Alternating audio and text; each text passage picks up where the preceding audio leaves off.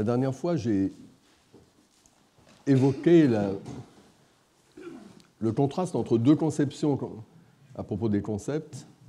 Une conception qui est d'emblée sociale et pour laquelle les concepts font partie de l'environnement culturel, un peu comme les mots, c'est des choses qu'on acquiert et qui sont fondamentalement des réalités sociales, qu'on acquiert d'ailleurs en grande partie grâce au langage, grâce aux mots qui font également partie de cette réalité sociale.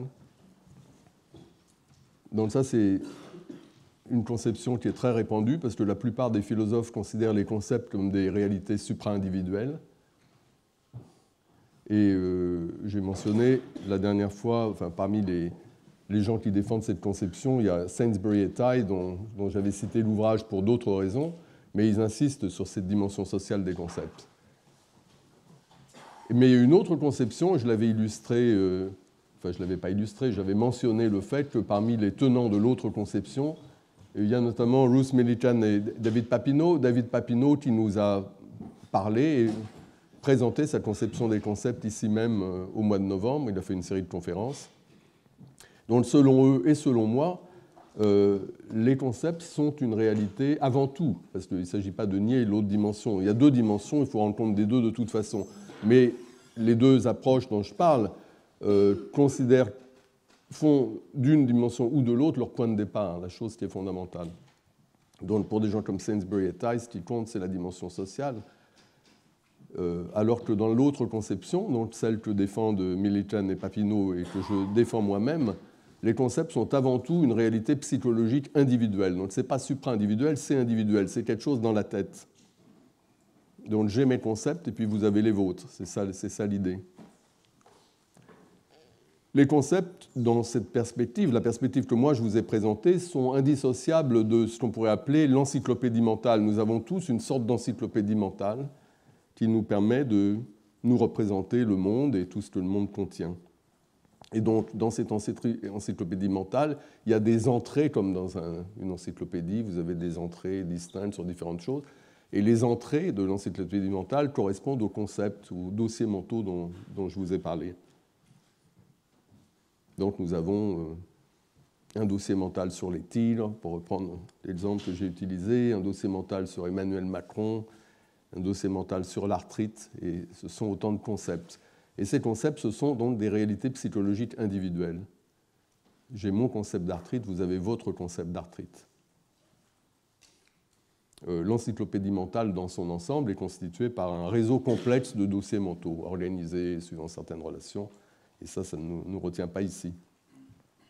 Alors évidemment, la difficulté dans cette conception consiste à rendre compte du fait que les concepts ne sont pas seulement quelque chose d'individuel en ce sens, les concepts sont partagés. Et c'est très très important que les concepts soient partagés. Parce qu'il y aurait pas... il y a beaucoup de choses qui n'existeraient pas si les concepts n'étaient pas partagés.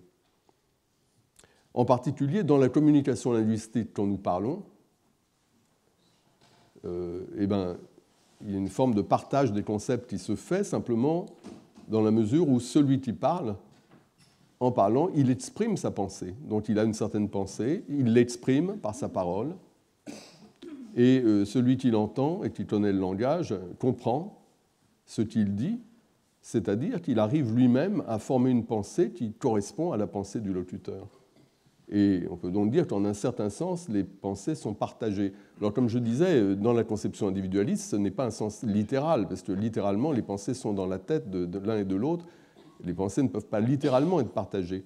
En revanche, il y a, en un sens plus large, partage des pensées, parce que les pensées se trouvent être... Il y a une pensée dans l'esprit du locuteur, une pensée dans l'esprit de l'interlocuteur, et il y a une certaine relation entre elles, une certaine correspondance, une certaine coordination, qui fait qu'on peut considérer que les pensées sont partagées, c'est-à-dire que les deux pensées qui se trouvent instanciées dans l'esprit de chacun des participants à l'échange communicatif, ces pensées sont bien en un certain sens la même pensée, mais non pas en un sens littéral, parce que les pensées sont dans l'esprit des penseurs individuels, mais en un sens où il y a une équivalence entre ces pensées. Et si les pensées sont partagées, alors les concepts sont partagés, car les concepts, c'est les constituants des pensées. Si vous partagez une pensée avec quelqu'un, à travers la communication linguistique, vous faites en sorte que l'autre pense la même chose que vous pensez vous, ou que vous avez exprimé, en tout cas qu'il se représente la même chose, la pensée en question, elle est formée de concepts, donc il est nécessaire que l'autre aussi mobilise les mêmes concepts. Donc les concepts doivent être partagés, tout comme les pensées doivent être partagées, en ce sens, encore une fois, généreux de partager, où il ne s'agit pas vraiment que ce soit les mêmes pensées, mais qu'il y ait entre elles la bonne relation qui permet de dire qu'en un certain sens, c'est quand même la même pensée.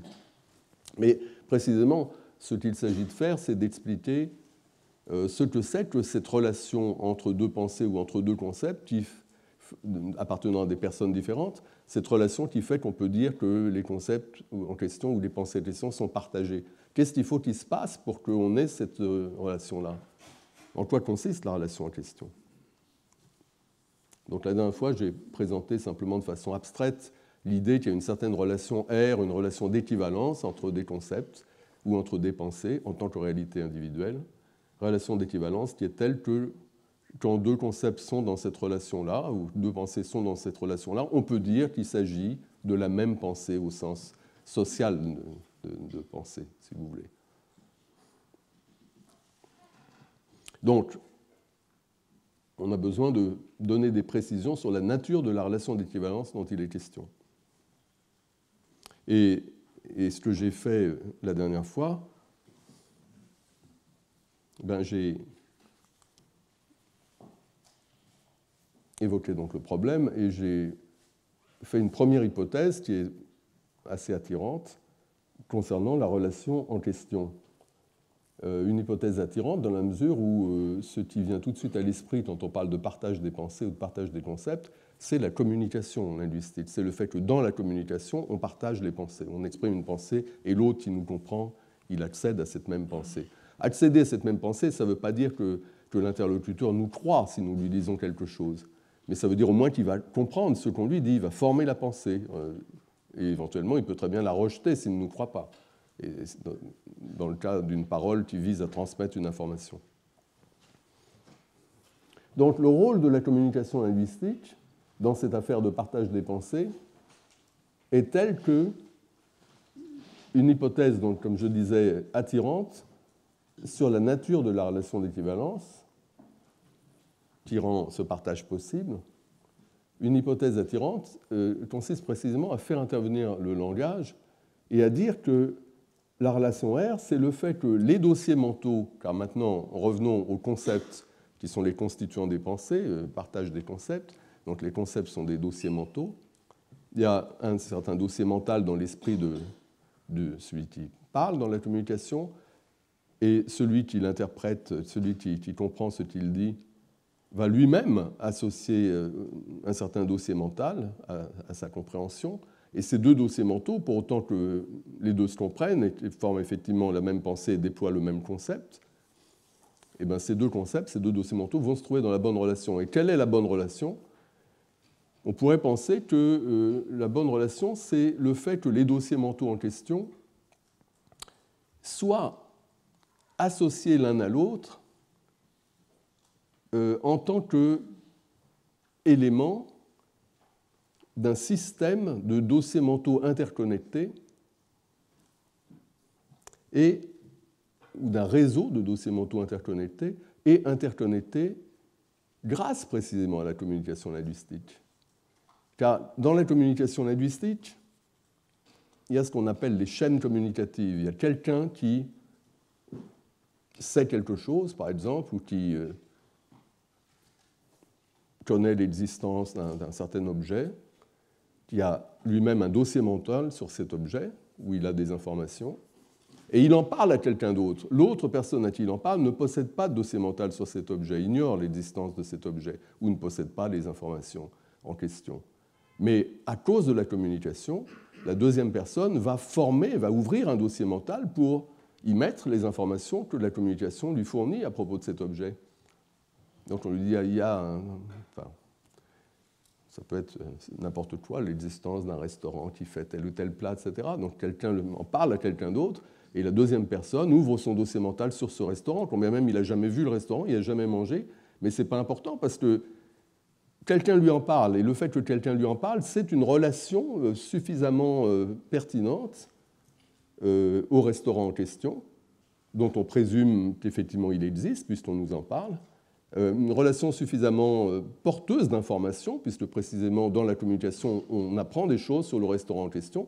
Donc c'est le genre de relation qui permet effectivement d'ouvrir un dossier mental pour y mettre ces informations que l'on acquiert par la communication sur le restaurant en question. Donc vous avez la première personne qui connaît de première main le restaurant, il y est allé, il a fait une certaine expérience, il a son propre dossier mental avec ces informations, et il en parle à quelqu'un d'autre. L'autre personne qui, lui, n'a pas vu le restaurant, n'y est pas allé, n'en a pas fait l'expérience, néanmoins, on lui en parle, et donc il ouvre aussi un dossier mental, il y met les informations qui lui parviennent par la communication, et au final, les deux ont chacun un dossier mental où se trouvent notamment les informations que le premier a acquis par l'expérience directe et que le second a acquis indirectement par la communication. Et donc ça fait une chaîne parce qu'il y a un premier dossier mental qui a été ouvert, la communication conduit à l'ouverture d'un deuxième dossier mental coordonné sur le même objet, et ça peut continuer, c'est-à-dire que la deuxième personne peut encore en parler à d'autres, etc. Et l'idée, c'est que, et là on n'a même pas parlé encore de l'emploi des noms, mais quand vous donnez un mot, par exemple, si je vous avais donné l'exemple que j'avais pris la dernière fois, c'était l'exemple d'un chat sans queue que je croise en sortant de chez moi, que je vois, donc un chat bizarre, donc j'ouvre un dossier mental à son sujet et j'en parle à d'autres. Et j'avais dit, dans ce cas-là, je peux aussi le nommer, l'appeler sans queue et ensuite en parler en employant ce nom à d'autres, etc. Un nom est quelque chose qui est associé à un dossier mental, mais chaque personne qui emploie le nom associe le nom à son dossier mental sur la chose dont il est question. Et un nom sert précisément à interconnecter tout un ensemble de dossiers mentaux qui existent dans l'esprit de différentes personnes. Tous ces dossiers vont être connectés à travers le même mot, le même nom que chacun emploie. Mais la communication fonctionne même si vous n'avez pas des mots particuliers, hein, si vous n'utilisez pas des mots spécifiques ou des noms. En tout cas, cette idée de chaîne communicative, c'est l'idée que les concepts, les dossiers mentaux, se transmettent par propagation le long des chaînes communicatives. Et donc, on peut très bien faire la différence entre le cas où deux dossiers mentaux de deux personnes différentes se trouvent faire partie du même réseau communicatif. Je vous avais dit que la notion de chaîne est trop simple, c'est une notion de réseau qu'il faut, parce qu'en fait, il y a plein de chaînes différentes qui s'entrecroisent. Donc ce sont plutôt des réseaux, mais des réseaux qui ont tous la même origine en général, qui se ramènent à un point de départ donné, qui est toujours l'ouverture par quelqu'un d'un dossier mental sur un objet donné, et ensuite ça se propage et ça fait un réseau. Et donc l'idée que deux dossiers mentaux distincts, deux personnes distinctes, peuvent se trouver, se faire partie du même réseau typiquement rendu possible par l'existence d'un mot, par exemple, qui sert à interconnecter tous les dossiers mentaux en question, mais encore une fois, ce n'est pas une condition nécessaire.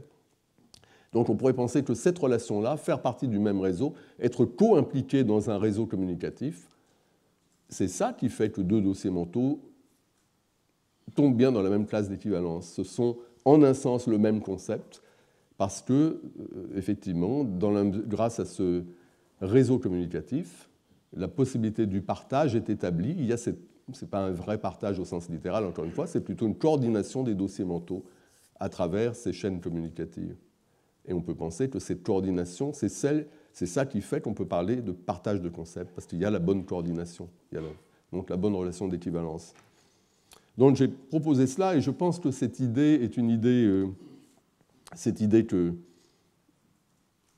y a cette notion de réseau de dossiers mentaux interconnectés, et notamment interconnectés grâce aux mots du langage public. L'idée notamment que le langage public sert entre autres à ça, à interconnecter les dossiers mentaux dans l'esprit des différentes personnes en jeu. C'est une idée importante, et je pense qu'on en a besoin notamment si on se pose la question de savoir qu'est-ce que c'est que le sens d'un mot, parce que ça c'est encore une autre question dont je ne traite pas ici du tout, mais on ne doit pas considérer ça comme quelque chose de primitif, la notion du sens d'un mot. Ce qui, dans ma perspective, ce qui vient d'abord, ce sont à nouveau les réalités psychologiques individuelles, ce sont les représentations mentales dans l'esprit des gens, les dossiers mentaux. Et les mots, quand vous employez un mot, ou quand vous comprenez un mot, vous associez à ce mot un certain dossier mental, c'est la façon dont vous le comprenez, au moins dans le contexte où vous êtes. Et je pense que la notion de sens d'un mot doit elle-même être caractérisée à partir de là, à partir de, évidemment, pas seulement du dossier mental qu'utilise la personne qui emploie le mot ou la personne qui le comprend, c'est quelque chose qui est trop individuel. On a besoin d'une notion beaucoup plus abstraite pour définir le sens d'un mot. Et justement, la bonne notion peut-être viendra de cette idée qu'il y a un réseau de dossiers mentaux interconnectés et que c'est peut-être le sens d'un mot, c'est peut-être quelque chose comme cela. Mais encore une fois, je ne veux pas aller dans cette voie, je vous indique simplement que cette idée n'est pas du tout inutile, cette idée de réseau de dossiers mentaux interconnectés. Ce n'est pas du tout inutile, mais je ne pense pas que ce soit la notion dont nous avons besoin maintenant, c'est ce que je dis la dernière fois, pour fonder l'idée de partage des concepts ou de partage des pensées. Et la raison, j'ai été très rapidement la dernière fois quand j'ai fait allusion à ce problème, la raison pour laquelle je ne pense pas que ce soit la bonne théorie du partage des concepts, l'idée que les concepts sont interconnectés dans un système qui repose notamment sur l'emploi du langage. La raison pour laquelle ce n'est pas la bonne théorie, c'est que le partage des concepts, selon moi, ne se limite pas au cas où il y a de la communication linguistique. Donc ce sont évidemment, comme je l'ai dit, des cas très très importants. Ce sont les cas paradigmatiques du partage des pensées et des concepts. On parle, donc on exprime des pensées, les autres nous comprennent, et donc il faut bien qu'il y ait du partage de pensées et donc du partage de concepts. C'est fondamental, c'est paradigmatique, mais ça n'est pas tout ce qu'il y a. Le partage des concepts, ça va au-delà. Et ça, ce n'est pas complètement évident, mais c'est mon argument. Parce que ça va au-delà, parce que même s'il n'y a pas de communication linguistique, même si vous n'avez pas de langage commun, ça n'empêche pas que vous pouvez partager des concepts avec ces aliens. Imaginez des aliens complets, pas de langage commun, rien, etc. Ça n'empêche pas, en principe, un certain degré de compréhension et de partage conceptuel.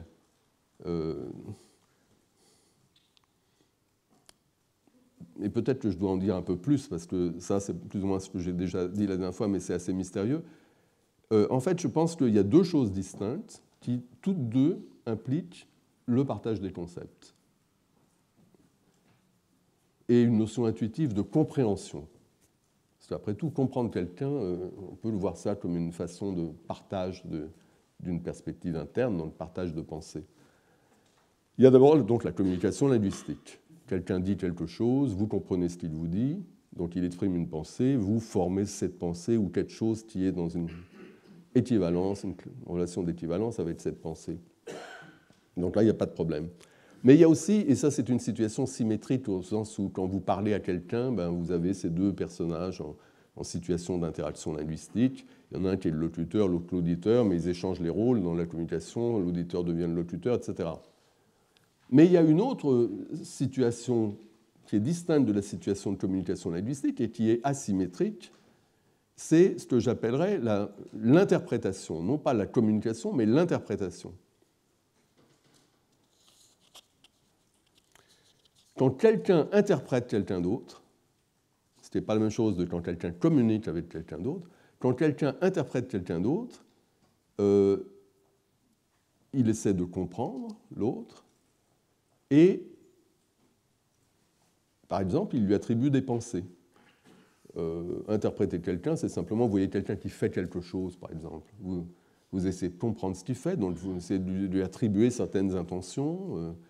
Et les intentions, c'est un cas particulier, mais de façon générale, vous pouvez, et c'est ce qu'on fait avec nos congénères tout le temps, de leur attribuer des pensées, des croyances, des désirs, etc. Donc on fait ça absolument tout le temps, mais on peut aussi faire ça avec des aliens, si on... ou simplement des animaux, on regarde ce qu'ils font aussi, on leur attribue plus ou moins certains états mentaux, des croyances, des désirs aussi. On fait ça sans cesse, de l'attribution. Et dans l'attribution, je dis que c'est asymétrique parce que il y a une personne qui interprète quelqu'un d'autre, mais ça n'implique pas une interaction. Ça va dans un seul sens. et vous pouvez interpréter des êtres avec lesquels vous ne pouvez pas interagir, parce que, par exemple, ils sont morts il y a 5000 ans. Ça n'empêche pas de les interpréter. Puis ici, au Collège de France, il y a des gens dont c'est le métier, disons, d'interpréter précisément des gens qui sont morts il y a 5000 ans. Donc, on peut faire ça. Pas d'interaction, comme dans la communication. La communication, c'est de l'interaction. C'est de l'interaction. La communication paradigmatique, parce que c'est la communication en face à face, effectivement, avec l'échange des rôles communicatifs, le locuteur qui devient auditeur et l'auditeur qui devient locuteur. C'est vrai que la communication marche aussi à distance et même à longue distance, car vous lisez des livres qui ont été écrits il y a très très longtemps. Et donc, on peut peut-être trouver des cas, une sorte de continuum entre la communication et l'interprétation. Mais en tout cas, ce qui compte, ce que je suis en train de dire, c'est que dans l'interprétation, on a cette possibilité au moins d'attribuer des pensées à autrui sans qu'il y ait la moindre possibilité d'interaction avec ce autrui.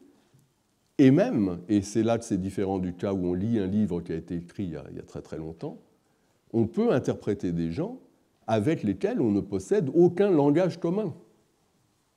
Donc là, il ne s'agit pas de dire que ces gens-là ont écrit des livres et nous, on les lit maintenant, parce que ça implique effectivement qu'il y a c'est de la communication. S'il y a de la communication, entre les deux parties, il doit y avoir un langage commun.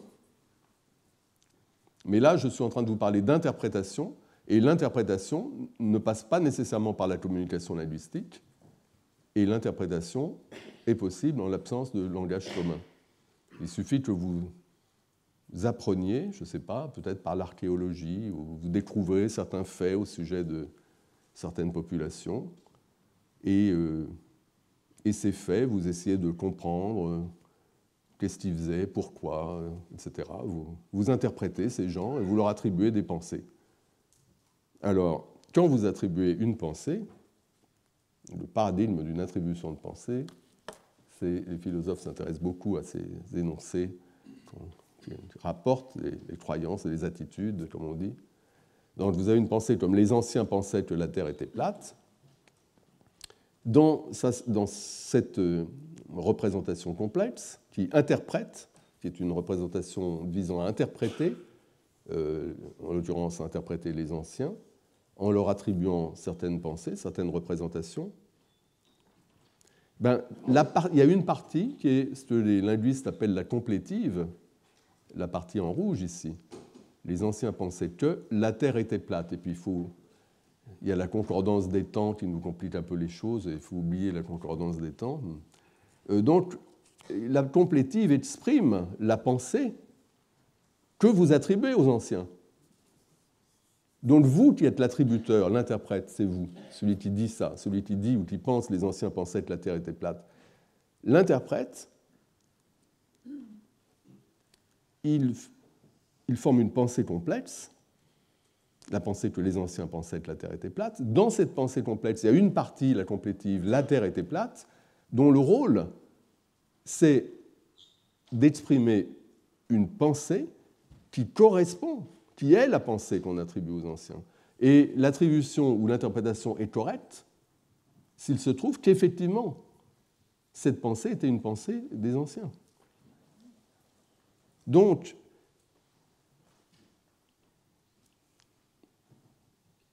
la pensée que j'attribue aux anciens ici est formée de concepts, le concept de la Terre, le concept de platitude, de concepts dont je dois moi-même qui suis l'interprète, je dois moi-même disposer de ces concepts pour attribuer cette pensée. Puisque pour attribuer cette pensée, je l'exprime, cette pensée. J'exprime la pensée que la Terre est plate, pour l'attribuer aux anciens.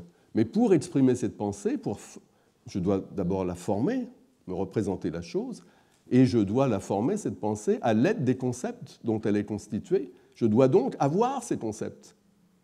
Donc quand j'attribue une pensée à quelqu'un, je dois moi-même disposer des concepts dont cette pensée est constituée. Ça veut dire qu'afin d'interpréter, j'ai besoin de partager les concepts que, dans l'interprétation, j'attribue à autrui.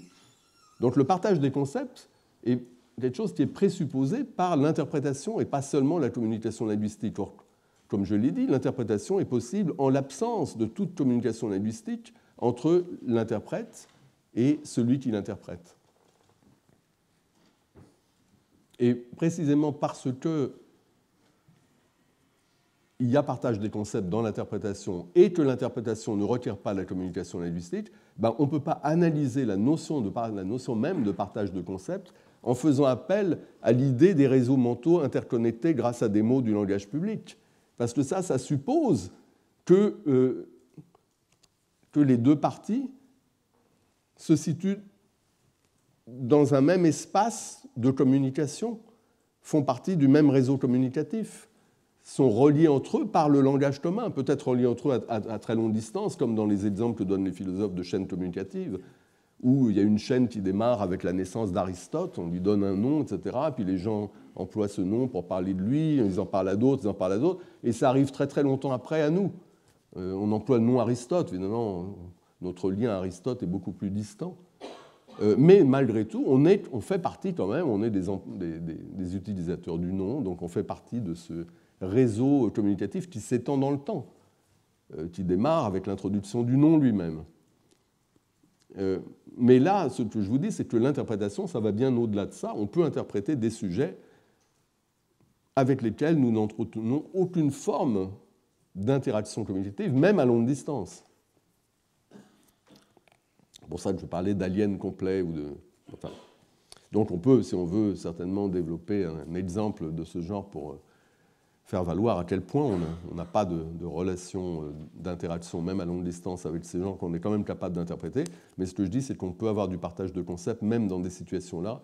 Et donc, on ne peut pas réduire le partage des concepts à une affaire qui fait intervenir le langage d'une façon ou d'une autre. Donc, on a besoin de trouver une autre base pour la relation d'équivalence qui fonde la notion de concept partagé. Alors, qu'est-ce qu'on va bien pouvoir trouver ? J'ai une hypothèse à proposer, mais qui va surprendre, parce que il va surprendre par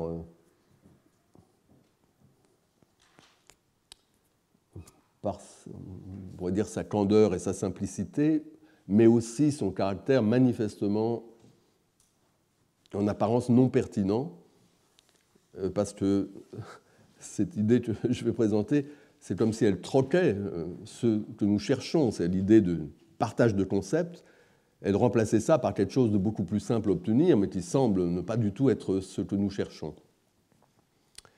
Et non seulement pas du tout ce que nous cherchons, mais même ce que nous avons déjà rejeté dans le passé, mais rejeté quand les questions que nous posions étaient différentes.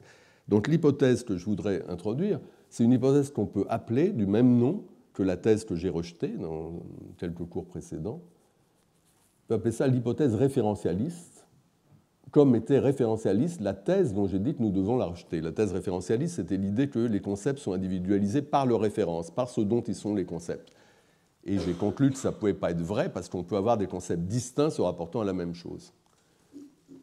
Mais maintenant, cependant, la question maintenant est un peu différente, puisqu'on ne se demande pas qu'est-ce qui individualise un concept. On se demande quelle relation doit-il y avoir entre les concepts de deux personnes différentes pour que ces concepts puissent être dits partagés au sens où, dans la communication, on a du partage de concepts et dans l'interprétation aussi, on a du partage de concepts. Cette notion de partage de concepts, qu'est-ce qu'elle requiert des concepts, des dossiers mentaux de part et d'autre? Quelle relation doit-il y avoir entre eux? Et l'hypothèse que je propose, c'est une hypothèse qu'on pourrait dire déflationniste.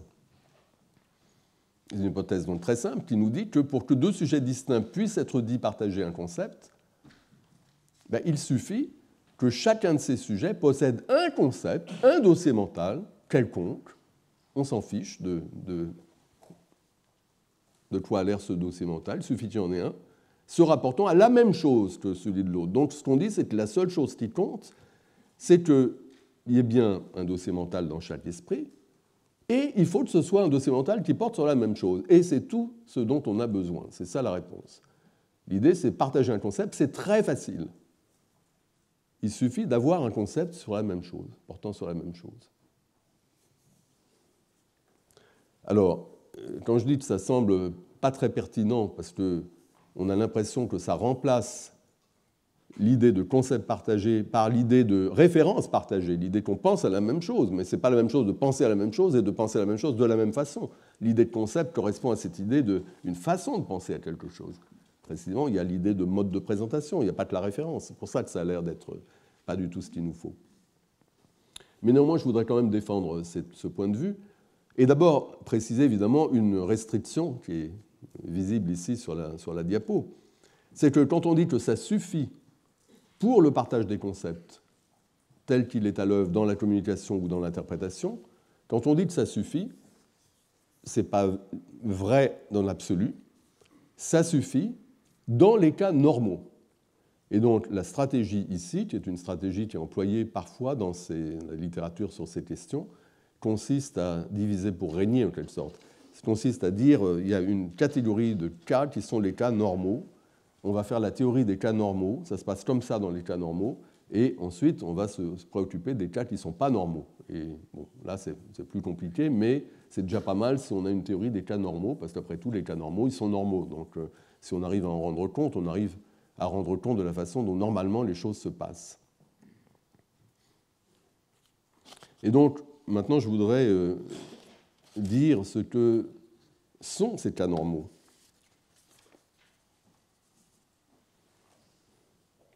Et les cas normaux, selon moi, ce sont les cas où quelque chose que j'appelle la norme strawsonienne. La norme strawsonienne qui est dans le titre de mon cours d'aujourd'hui, ça vient du philosophe Peter Strawson, qui est, Strawson, un des introducteurs de l'idée de dossier mental. Ce que disait Strawson, c'est qu'il doit y avoir une correspondance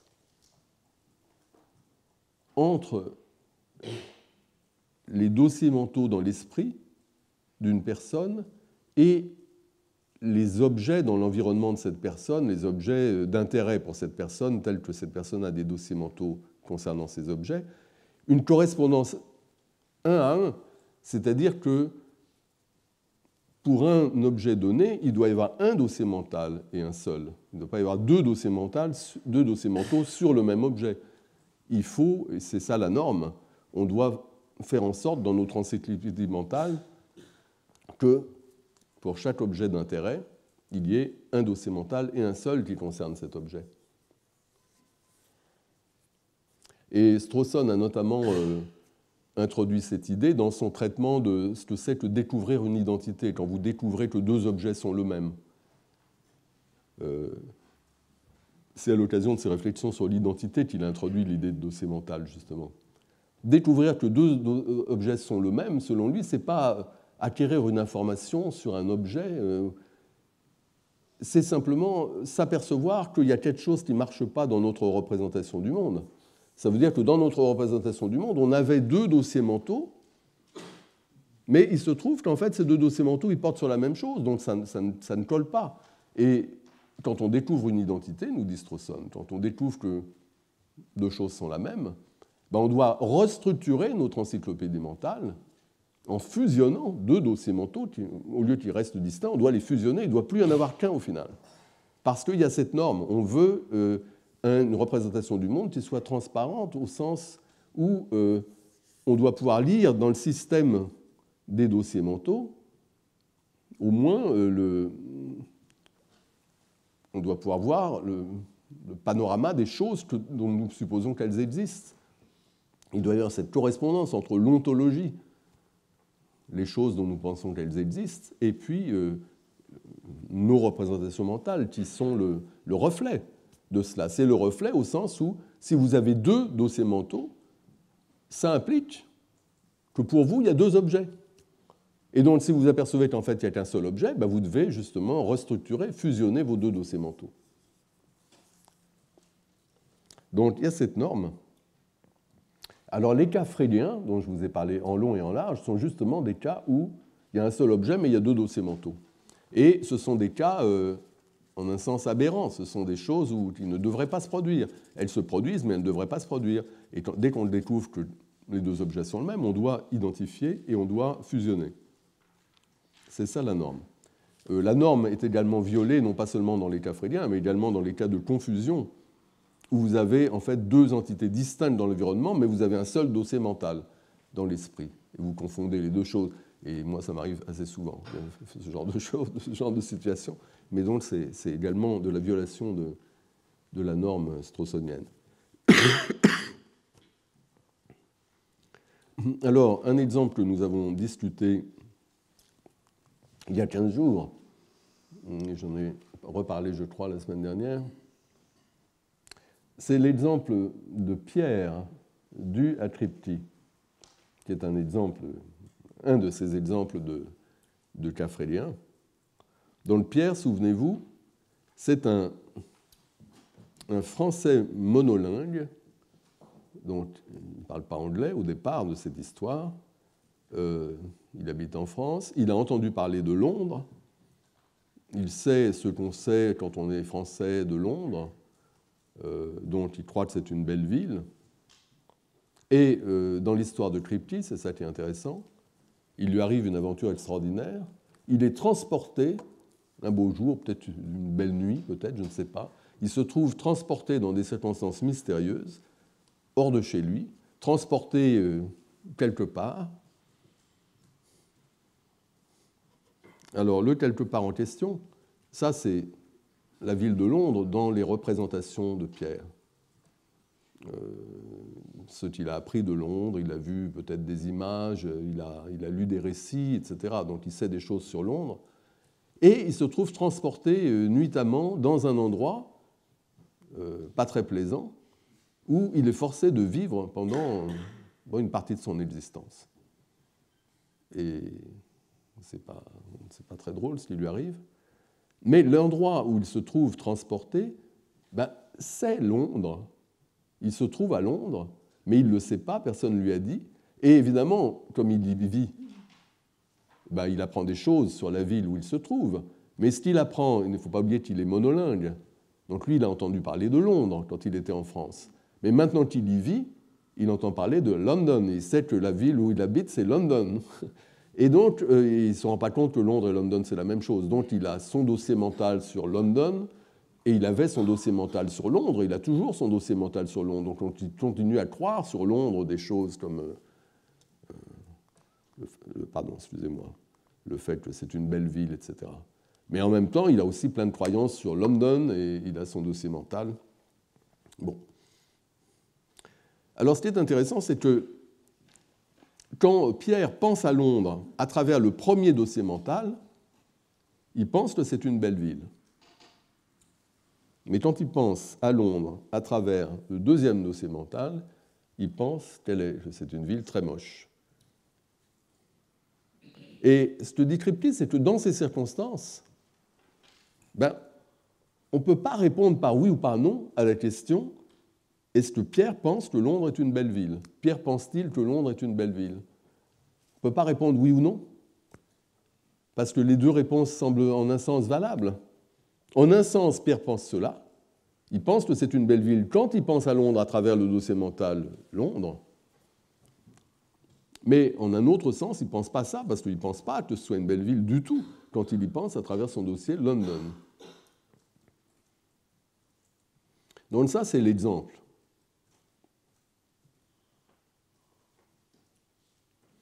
Et ce que je disais quand j'ai parlé de cet exemple, c'est que dans une situation normale, là c'est vraiment pas du tout une situation normale, vous êtes d'accord ?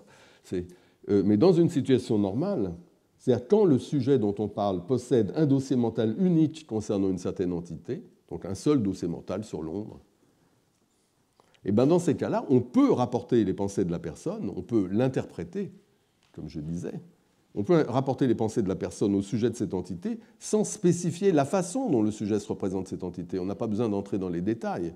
Il suffit de nommer l'entité en question et de dire que le sujet croit telle ou telle chose la concernant. Donc, avant que Pierre n'ait été transporté à Londres, quand il était en France, avec ses croyances, on pouvait très bien dire de lui, il pense que Londres est une belle ville.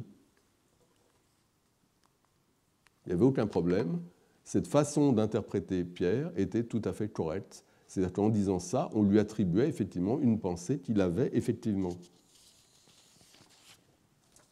Mais après le transfert, quand Pierre dispose de deux dossiers mentaux distincts se rapportant à la même ville, on ne peut plus rapporter ses pensées, on ne peut plus l'interpréter en se contentant de nommer la ville en question, comme ici. On ne peut plus faire ça.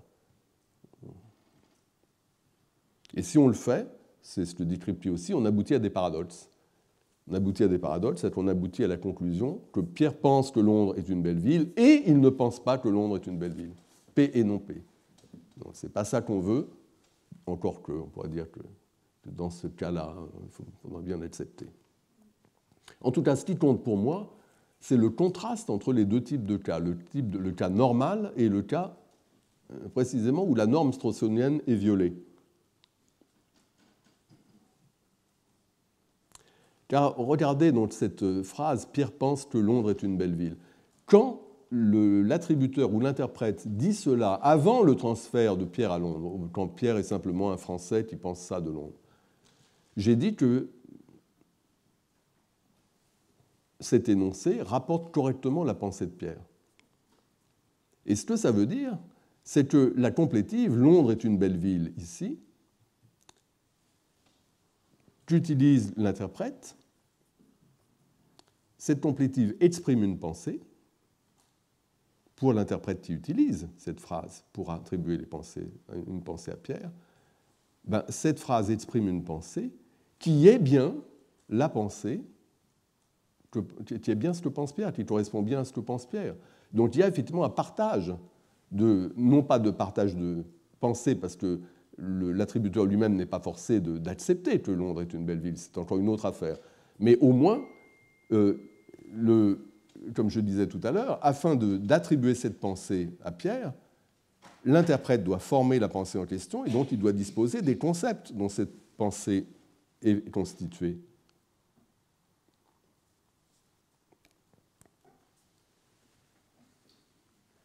Et donc il doit y avoir un partage des concepts dans les cas où, comme ici, on réussit à attribuer à l'autre cette pensée. Ça veut dire que les concepts dont cette pensée est constituée, la personne à qui nous attribuons cette pensée possède ces concepts, mais nous-mêmes, qui lui attribuons la pensée, les possédons aussi, et donc il y a partage, ces concepts-là doivent être partagés par l'interprète et par la personne qui est interprétée. La pensée qu'exprime l'attributeur quand il énonce la complétive et la pensée qu'accepte effectivement Pierre sont, en un certain sens, au sens pertinent pour nous, la même pensée. Donc, dans un cas de ce genre, bien que, en apparence, la seule chose commune, c'est la référence, l'interprète se contente de faire référence à la ville de Londres en disant Londres et de dire que Pierre pense que Londres est une belle ville. Néanmoins, le mot Londres ici semble correspondre à un concept partagé par l'interprète et par la personne interprétée.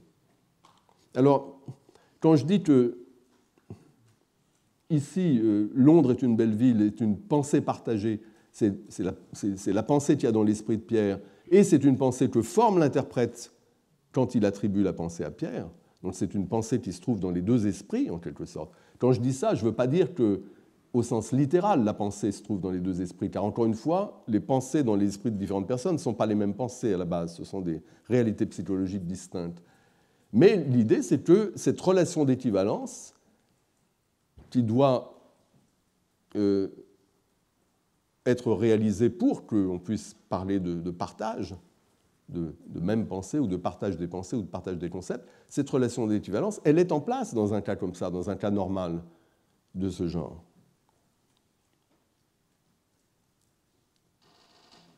Donc je dirais que le mot Londres dans la bouche de l'attributeur, simplement parce qu'il fait référence à la ville de Londres et que c'est à cette ville que se rapporte la pensée de Pierre, ce mot exprime un concept partagé commun à Pierre et à l'attributeur. Quand bien même le partage se limite à cette idée que ces deux concepts dans l'esprit des deux font référence à la même chose, mais c'est tout ce qui est requis pour qu'il y ait partage. Ce concept partagé est une classe d'équivalence de dossiers mentaux classe fondée sur le fait que les dossiers mentaux qui en sont membres, y compris le dossier mental de Pierre et celui de l'attributeur, font tous référence à Londres. Ça, c'est le sens de cette hypothèse référentialiste en matière de partage des concepts. La seule chose qui est requise pour le partage des concepts, c'est la coordination des dossiers mentaux de différents sujets. Et quand la norme straussonienne est respectée, la coordination consiste simplement dans le fait que les dossiers mentaux en question font référence à la même chose. Donc c'est ça l'idée de cette hypothèse, en quelque sorte,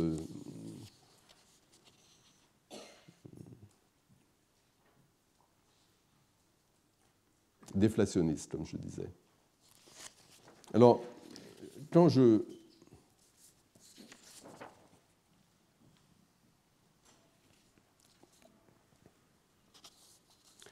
faisais valoir que cette réponse consistant à dire que pour partager un concept dans une situation normale, il suffit d'avoir un concept portant sur la même chose, je disais que cette théorie semble évidemment non satisfaisante parce qu'on est à la recherche de l'idée de concept commun et que là, maintenant, on nous parle simplement de référence commune, de penser à la même chose, mais ça ne veut pas dire penser à la même chose de la même façon.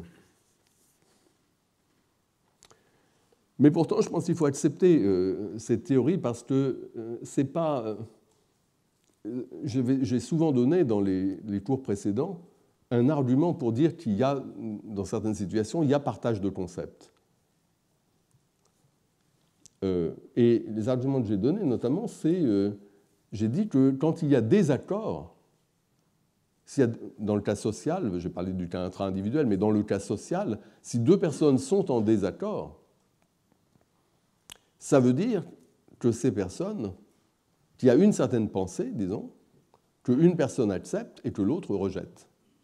Une seule et même pensée que l'un accepte et l'autre rejette. Et ça veut dire que cette pensée étant la même pour les deux, les concepts qui en sont des constituants sont les mêmes aussi pour les deux. Donc quand on a du désaccord, il doit y avoir du partage des concepts.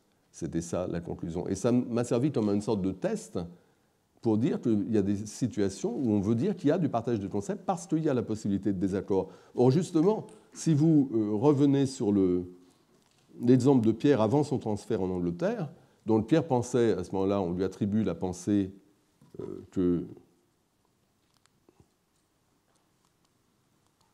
Pierre est une belle ville, que Londres est une belle ville. Et j'ai dit, c'est tout à fait correct, effectivement, Pierre, à ce moment-là, Pierre le français monolingue, il pense que Londres est une belle ville. Mais moi, qui lui attribue cette pensée, je peux très bien être en désaccord. Je peux très bien dire, oui, Pierre, il pense ça, il pense que Londres est une belle ville, mais on voit bien qu'il n'y est jamais allé, parce qu'en fait, Londres, c'est très moche. Moi, je peux penser ça. Je peux être en désaccord avec Pierre. Donc, je lui attribue la pensée que Pierre est une belle ville, Pierre, à nouveau, que Londres est une belle ville, et je peux être en désaccord. Et si je suis en désaccord, ça veut dire qu'effectivement, il y a une pensée que lui accepte et que moi je rejette.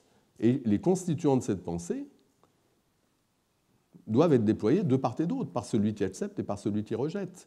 Et donc ça veut dire que nous partageons un certain concept de Londres qui est un constituant de la pensée que Londres est une belle ville. Pensée que moi, l'interprète, je rejette, mais que j'attribue à Pierre et que lui accepte. Donc la notion de partage de concepts se manifeste dans différents phénomènes, l'interprétation, le désaccord, etc. Et on a tout ça ici. J'interprète Pierre en lui attribuant la pensée que Londres est une belle ville. Je ne pourrais pas faire ça si je ne pouvais pas moi-même déployer les concepts qui sont des constituants de la pensée que je lui attribue.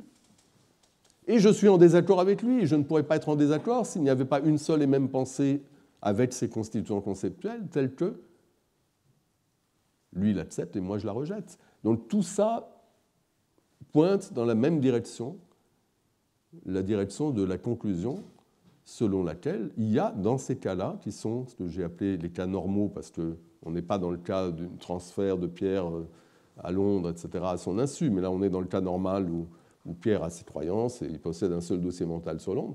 Dans ce type de cas, il y a bien partage de concepts, mais le partage de concepts semble ne reposer sur rien d'autre que le fait que les deux parties, Pierre et puis son interprète, possèdent tous les deux un concept se rapportant à la ville de Londres.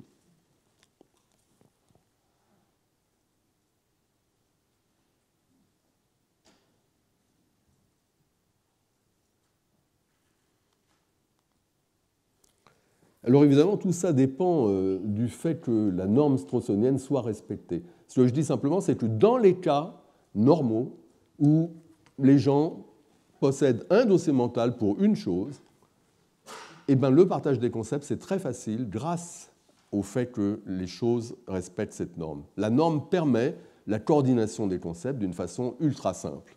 Il suffit d'avoir des concepts portant sur la même chose, c'est tout ce qui est requis, pour autant que la norme soit respectée. Et les difficultés, évidemment, ils viennent quand la norme n'est pas respectée, c'est-à-dire, par exemple, les cas fréliens. Et dans ces cas-là, il doit y avoir une condition supplémentaire qui doit être remplie pour qu'on ait partage des concepts. Il ne suffit plus que les concepts portent sur la même chose, ça ne suffit plus. Ça marche seulement quand la norme est respectée.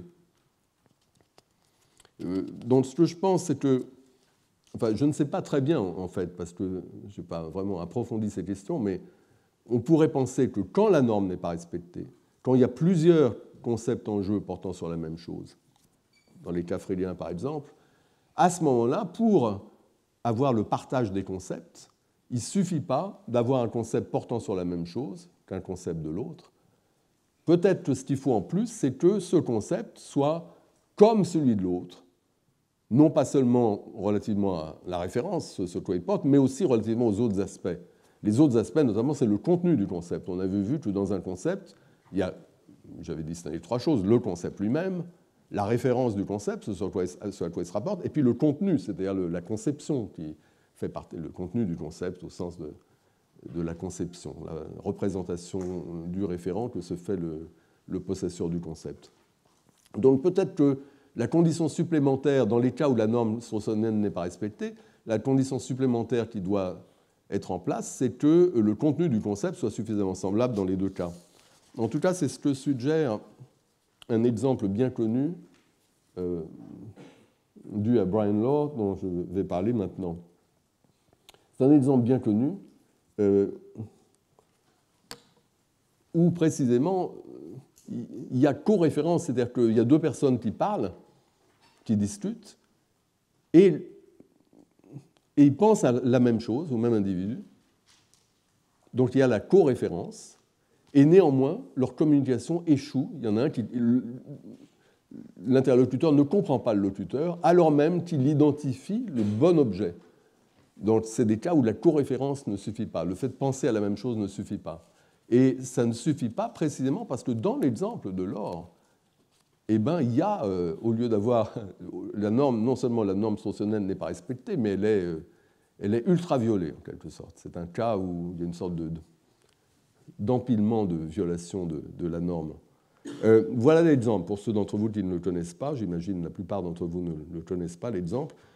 Donc, Lohr imagine deux personnes qu'il appelle Smith et Jones qui sont en train de discuter tout en regardant la télévision du coin de l'œil. Enfin, je présente son exemple, je n'ai pas vérifié tout à fait les détails à ma façon. Donc, ils discutent en regardant la télévision du coin de l'œil et ils ne se rendent pas compte que la personne qui est en train d'être interviewée à la télévision est une personne qu'ils voient dans le train tous les matins et dont ils viennent justement de parler. Donc, vous imaginez, ils sont en train de discuter. Ils viennent d'évoquer un type qu'ils voient dans le train tous les matins.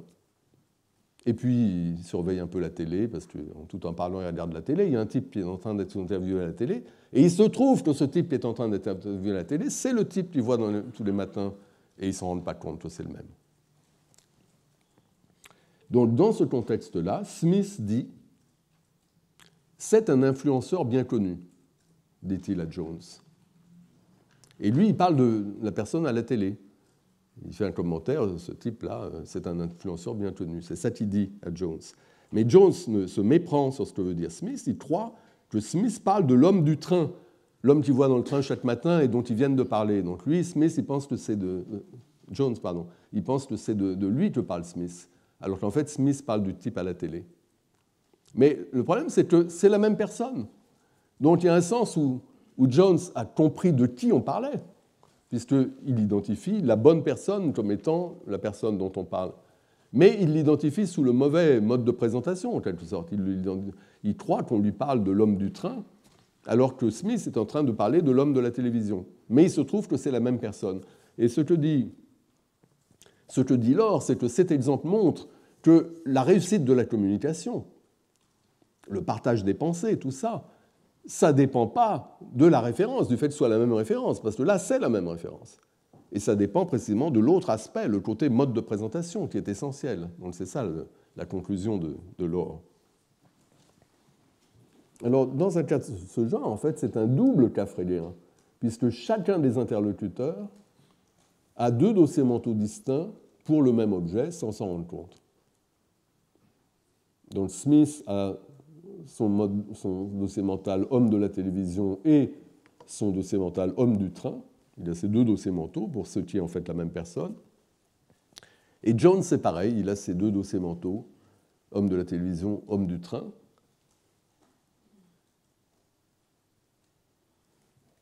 Et la communication échoue parce que Smith déploie son mode de présentation, son dossier mental homme de la télévision. Quand il dit c'est un influenceur, c'est ça le dossier mental qui est actif dans son esprit. Et Jones, lui, active son dossier mental homme du train. Donc il n'y a pas de correspondance entre les deux, en quelque sorte. Et c'est pourquoi, intuitivement, on a l'impression que Jones ne comprend pas ce que lui dit Smith.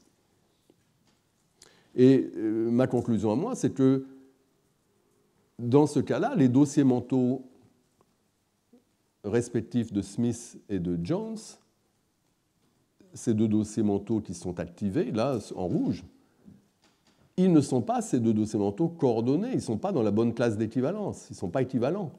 Et donc, il n'y a pas de partage, ici, des pensées. Et malgré le fait que ce soit le même individu, parce que la condition, le fait que ce soit la même référence, ça marche dans les situations normales, quand il y a un dossier mental par objet, à ce moment-là, il n'y a pas de problème. Mais dès qu'on est dans une situation où la norme straussienne est violée, ça ne suffit plus. Il faut une condition supplémentaire. Alors, quelle est la condition supplémentaire? Peut-être que c'est simplement le fait que, effectivement, si on regarde au-delà de la référence, ces dossiers mentaux, ils font référence à la même chose, mais leur contenu est très différent. Dans le contenu du dossier mental homme du train, il y a les informations portant sur l'homme qui voit tous les matins dans le train, etc. Et dans l'information, dans le dossier mental homme de la télévision, il y a les informations concernant le gars dont ils sont en train de voir l'interview. Et c'est des dossiers qui sont distincts au niveau du contenu.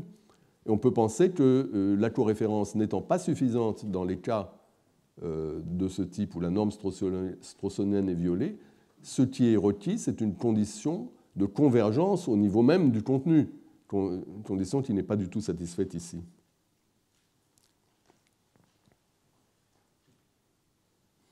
Alors, pour que la coréférence cesse de suffire, le fait de faire référence à la même chose, que ça ne soit pas suffisant pour le partage des concepts, il faut qu'un au moins des sujets en jeu viole la norme straussonienne. Mais ce n'est pas du tout nécessaire que les deux le fassent. Là, dans le cas de Lore, c'est un cas vraiment spécial, parce que les deux sujets dans un épisode de communication sont tous les deux dans un cas freudien, ils violent tous les deux la norme straussonienne. Mais vous avez des cas où un seul des sujets viole la norme straussonienne.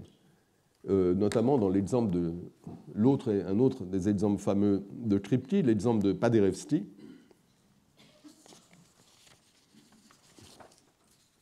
Donc, l'exemple de Paderewski, il faut imaginer un sujet que j'appellerais Marcel,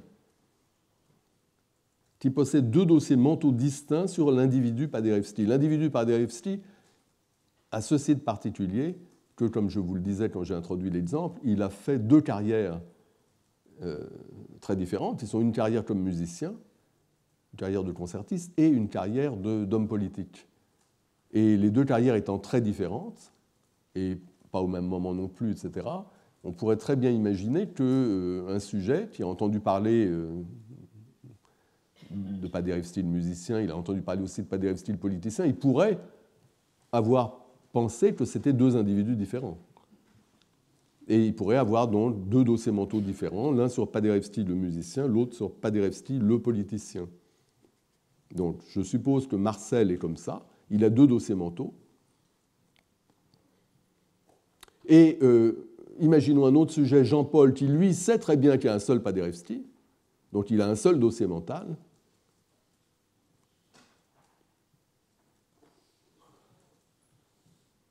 Eh bien, Jean-Paul ne peut pas déployer son dossier mental unique Paderewski pour interpréter Marcel.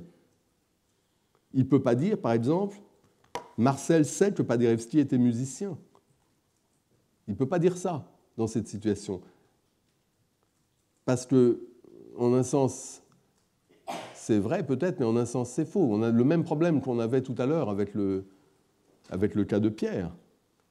Le nom propre Paderewski dans la bouche de Jean-Paul est associé à son dossier mental non fracturé, comme on dit dans cette littérature, le dossier mental unique. Et ce dossier mental, il est coréférentiel avec les deux dossiers de Marcel. Il fait référence au même individu. Mais il n'est pas dans la relation d'équivalence pertinente avec eux, simplement parce que la norme straussienne n'est pas respectée. Donc le fait que ce soit le même individu, ça ne suffit pas. Et donc on ne peut pas, dans ce cas, dire il croit que Paderewski, il sait que Paderewski était musicien, et on ne peut pas le dire.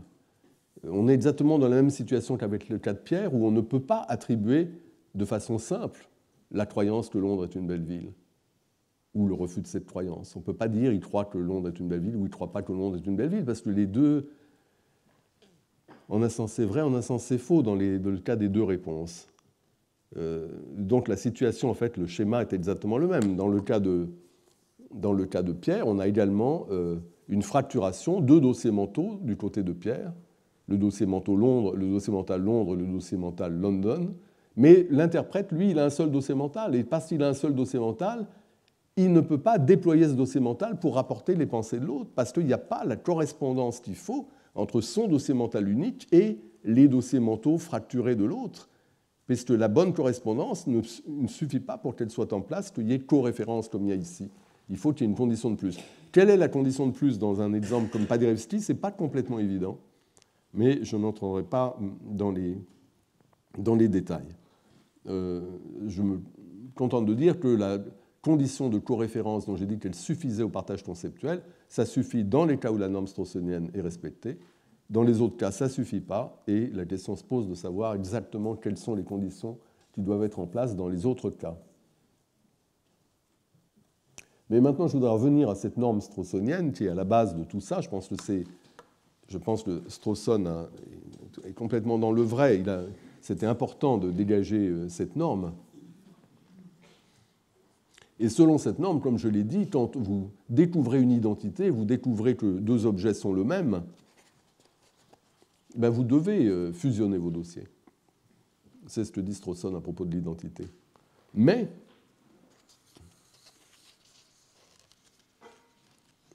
c'est une idée qui a été contestée. Et donc ce que je voudrais, je n'ai plus beaucoup de temps, donc je voudrais venir à ce point qui est très important, c'est l'idée qu'il y a deux conceptions rivales des dossiers mentaux qui s'affrontent ici, qui sont la conception de Strawson et une autre conception qui est devenue importante et qui rejette la norme strawsonienne. Alors, selon l'autre conception, lorsqu'un sujet se rend compte que deux dossiers mentaux distincts font référence à la même chose, il doit non pas fusionner les dossiers, comme dit Strawson, faire en sorte que la norme soit respectée, mais il doit faire autre chose, il doit lier ensemble les deux dossiers, tout en gardant deux dossiers, mais il doit les lier de façon à reconnaître que c'est le même objet, c'est-à-dire de façon à faire que l'information puisse circuler librement entre les différents dossiers. Donc, en gros, vous découvrez que Romain Gary et Ajar, et Émile Ajar, c'est en fait la même personne, c'est le même écrivain, mais vous pouvez quand même garder vos deux dossiers distincts, parce qu'après tout, il y a des livres différents, etc. Donc il y a des raisons, les dossiers sont très structurés, vous pouvez les garder distincts, simplement il faut les connecter entre eux, de sorte que chaque fois que vous introduisez vous attribuez une propriété à Ajar, ça se traduit par le fait d'attribuer une propriété aussi à Gary. Donc il y a une opération, disons, non pas de fusion de dossiers, mais de liaison de dossiers qu'il faut décrire. Et on a besoin de cette opération parce que, alors que la norme straussienne nous dit qu'on ne doit pas avoir deux dossiers sur le même objet, il faut reconnaître, suivant cette autre conception que je présente maintenant, il faut reconnaître que parfois c'est très légitime d'avoir plusieurs dossiers sur le même objet. C'est très légitime dans plein de situations. Parce que c'est légitime dans les cas où il y a des personas, des personnae différents, comme dans le cas de Ajar, Gary ou Superman, Clark Kent. C'est très difficile d'éviter, même si on sait que c'est le même individu, d'avoir des dossiers mentaux distincts. Mais surtout, il y a des cas où des dossiers mentaux distincts traduisent des perspectives différentes sur le même objet, et des perspectives qui sont tout aussi légitimes l'une que l'autre. Et comme exemple, je voudrais vous donner la salle 5 du Collège de France, où nous sommes. Donc, je peux faire référence à cette salle de plusieurs façons. Je peux y penser ou en parler comme la salle 5 du Collège de France. Et je peux très bien avoir un dossier mental sur la salle 5 du Collège de France. J'ai un dossier mental sur chacune des salles de cours du Collège de France. Mais je peux aussi penser à la salle en question et y faire référence comme étant ici, cette salle, quand j'y suis en tout cas, comme maintenant, je peux penser à cette salle comme cette salle, la salle où je suis. Et quand je fais référence à la salle en question comme cette salle, la salle où nous sommes, je me la représente, la salle, à travers ma perception de la salle et de ce qui s'y passe. Si je pense ici, je pense à la salle à travers ma perception de ce qui se passe. Alors que quand je pense à la même salle comme la salle 5 du Collège de France, je me la représente à travers un dossier mental où j'ai emmagasiné toutes sortes d'informations dont je dispose concernant la salle en question. Ça inclut les informations perceptives dont j'ai pu disposer puisque je connais cette salle, etc. Mais ça inclut aussi toutes sortes d'autres informations que j'ai. Et ça n'implique pas nécessairement une perspective en quelque sorte de l'intérieur. Donc en tout cas,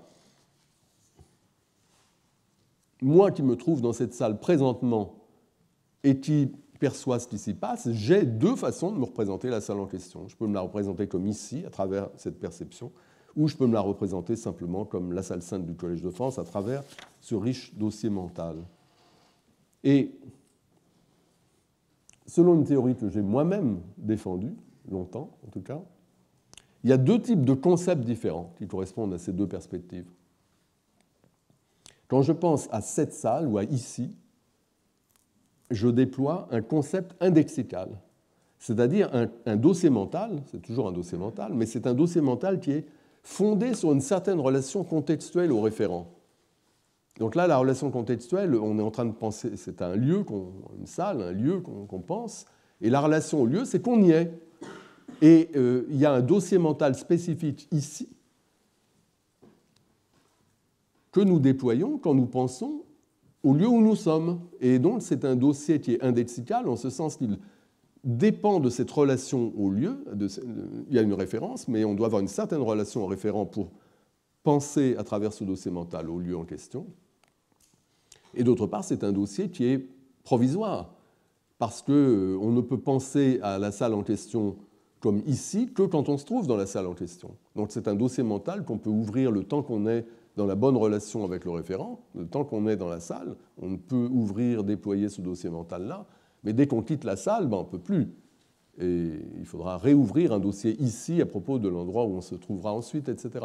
Donc la suggestion était qu'il y a ces dossiers mentaux temporaires fondés sur des relations contextuelles au référent qui nous permettent de penser aux objets. Et un autre exemple, c'est un dossier démonstratif comme ce gobelet. Je peux penser ce gobelet, la référence c'est le gobelet qui est là devant moi, c'est à lui que je pense. Mais je pense à lui à travers une relation contextuelle particulière, le fait qu'il est devant moi et que je suis en train de le voir, de le percevoir, de porter mon attention sur lui. Pareil pour cet ordinateur. Il y a bien un dossier mental ici, mais c'est un dossier mental temporaire de courte durée fondée sur une relation particulière, une relation contextuelle particulière. Alors, on a donc ces deux types de dossiers mentaux, un dossier mental temporaire, indexical, fondé sur une relation contextuelle, et un dossier mental beaucoup plus général, indépendant d'une relation particulière à l'objet, comme le dossier mental La Salle Sainte du Collège de France. Ils n'ont pas les mêmes conditions de déploiement, parce qu'il y a un des dossiers qu'on ne peut déployer que quand on est dans la bonne relation à l'objet, donc il n'est pas toujours disponible, il l'est parfois. Et donc on a ces deux possibilités, et précisément parce qu'il y a ce genre de diversité parmi nos dossiers mentaux, on a plusieurs perspectives possibles. Et il faut admettre la légitimité de ces différents types de dossiers mentaux. Évidemment, quand nous découvrons une identité, quand nous découvrons que ici c'est la salle 5 ou que cette salle c'est la salle 5, donc quand dans la situation dont parle Strawson, quand nous réalisons que deux choses sont la même, que la salle 5 du Collège de France, dont j'ai entendu parler par exemple, et cette salle en fait c'est la même chose, dans un cas de ce genre, suivant la théorie rivale dont je parlais, la théorie non strawsonienne, quand on découvre qu'il y a deux dossiers mentaux se rapportent à la même chose, comme ici, eh bien,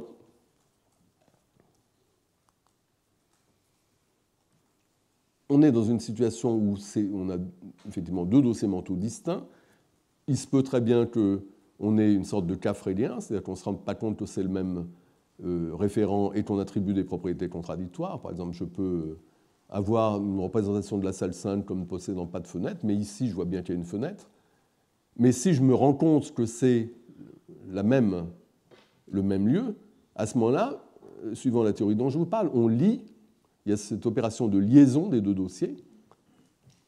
On lie les deux dossiers parce qu'on reconnaît que c'est le même objet, et à partir de là, l'information peut circuler librement, et du coup, l'incohérence apparaît, le fait que, et on va devoir faire un peu le ménage et rectifier l'information qu'on avait, une information putative selon laquelle la salle 5 ne possède pas de fenêtre, on va devoir s'en débarrasser. Donc ça, c'est cette conception rivale de la conception strawsonienne, et qui est une conception que j'ai moi-même défendue, comme je disais, dans mon livre de 2012 sur les dossiers mentaux, où je proposais un modèle indexical, comme je disais, pour les dossiers mentaux, avec notamment l'existence d'une catégorie spéciale de dossiers mentaux indexicaux, qui sont des dossiers mentaux temporaires fondés sur des relations contextuelles, plus une sorte de généralisation à l'idée que même les autres dossiers mentaux sont indexicaux en un certain sens, qui permet une sorte de modèle généralisé. Mais, donc ça c'était ma position à l'époque, mais la distinction que j'ai faite dans le cours de cette année entre le concept lui-même, le dossier mince, dossier mental mince comme j'ai dit, et les différentes phases temporelles du concept, qui est tantôt associé à telle conception et tantôt à telle autre, cette distinction plutôt, fait à mon avis pencher la balance du côté de la norme strawsonienne et du point de vue défendu par Strawson. Et donc moi-même, je suis dans une phase de changement d'avis, en quelque sorte, où maintenant je suis du côté de Strawson et j'essaie de comprendre, disons, les implications de sa position. Mais je ne suis pas le seul à faire ça. Dans David Papineau, j'ai dit tout à l'heure qu'il est venu en novembre et qu'il nous a fait une série de conférences très intéressantes sur ces questions là dont je vous parle, très largement sur ces questions. Et lui-même, ce qu'il dit, il défend tout à fait cette idée strawsonienne, lui-même ce qu'il dit, c'est qu'un concept démonstratif comme cette salle, un concept indexical comme cette salle, ce n'est pas vraiment un concept indexical, selon lui. Selon lui, c'est simplement la phase initiale d'un dossier mental que l'on ouvre quand on se trouve en contact perceptif avec une entité, qui peut être un objet, un lieu, quoi que ce soit d'autre. Donc, il y a un objet, on rencontre un objet pour la première fois, on y pense comme cet objet, ce chat sans queue, cette salle. Mais selon Papineau, et contrairement à ce qu'affirme le modèle indexical, le dossier mental en question, ce n'est pas un dossier mental temporaire qui disparaît à la fin de la rencontre avec l'objet. Ce n'est pas mon dossier mental sur cette salle, n'est pas un dossier qui va disparaître quand je vais quitter la salle en question. Selon lui, le dossier mental persiste en mémoire Et c'est lui qu'on active quand on se souvient de l'objet. C'est encore lui qu'on réactive quand on rencontre l'objet à nouveau, quand c'est un objet, ou dans une salle, si je reviens à nouveau dans la salle. Donc l'idée de Papineau, c'est que vous vous trouvez pour la première fois, disons, dans la salle 5, vous pensez cette salle, vous avez une certaine représentation perceptive, etc.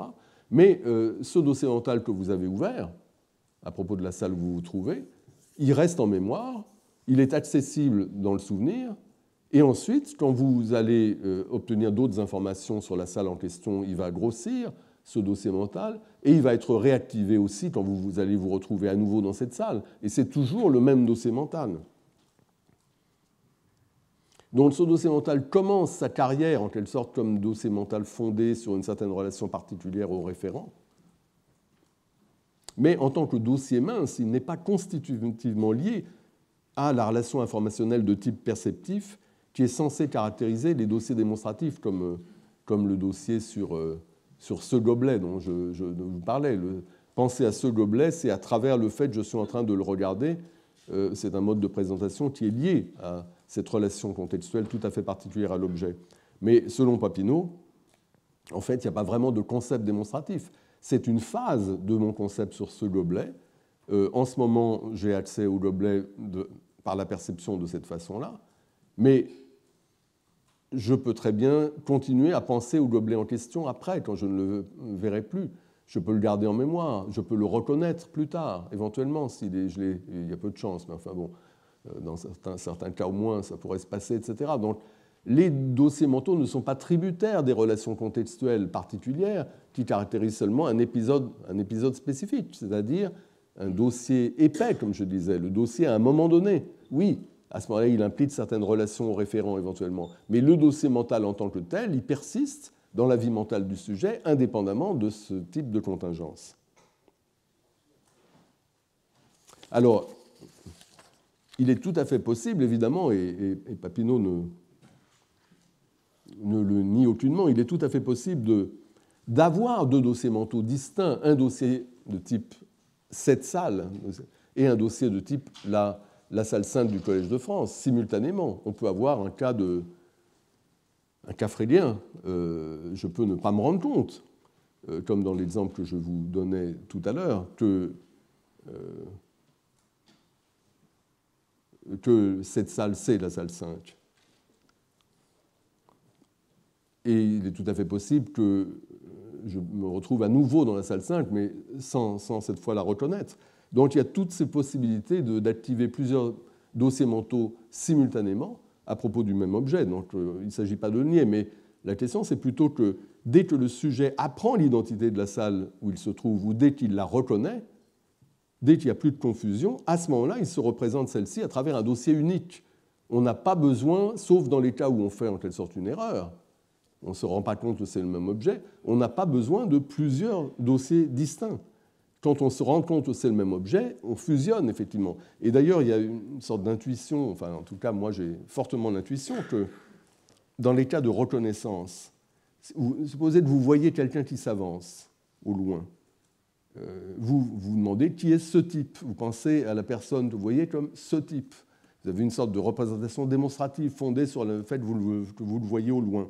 Mais à partir du moment où vous reconnaissez que c'est Marcel, à partir du moment où vous reconnaissez que c'est Marcel, vous arrêtez d'y penser comme ce type.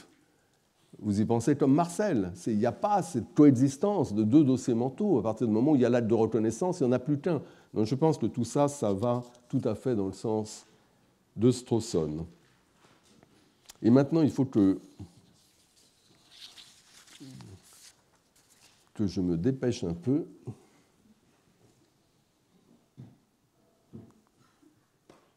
Pour signaler que le thème de la dynamique cognitive qui était affiché dans mon cours se pose dans la littérature à partir notamment de l'exemple des concepts indexicaux.